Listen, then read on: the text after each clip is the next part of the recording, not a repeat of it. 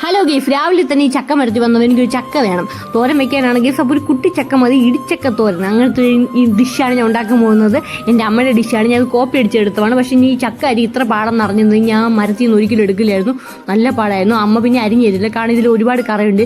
എന്നെക്കൊണ്ടാകുമ്പോൾ 2-3-4 കഷ്ണങ്ങളായിട്ട് ഞാൻ ഒടിച്ചെടുത്തിട്ടുണ്ട്.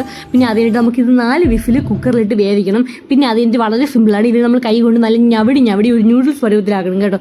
കുറച്ച് നേരം എല്ലാം കൂടി ഞവടി എടുക്കണം. പക്ഷേ നല്ല സിമ്പിളാണ്, നല്ല സുഖമുണ്ട് കേട്ടോ. അപ്പോൾ ഇങ്ങനത്തെ ഒരു സംഭവമായി എടുക്കണം, എന്നാലും സംഭവം നമുക്ക് ഉണ്ടാക്കാൻ പറ്റുള്ളൂ. പിന്നെ നമുക്ക് ഇതിന് ആവശ്യമുള്ള അരപ്പുകൾ ഉണ്ടാക്കാം. അരപ്പ് മീൻസ് ഇതിൻ്റെ തോരന് വേണ്ടിയുള്ള സാധനങ്ങൾ. അപ്പോൾ കുറച്ച് തേങ്ങ, ഒരു 5-6 അല്ലി വെളുത്തുള്ളി, പിന്നെ പൊടിയാണ് മുളക് പൊടി, മഞ്ഞൾപ്പൊടി, കുരുമുളക് പൊടി, ജീരകപ്പൊടി, ഈ പൊടി, പിന്നെ കുറച്ച് കറി വേപ്പിലയും കൂടി ആഡ് ചെയ്താൽ സംഭവം റെഡി. മിക്സിയിട്ട് അരച്ചെടുത്താൽ മാത്രം മതി.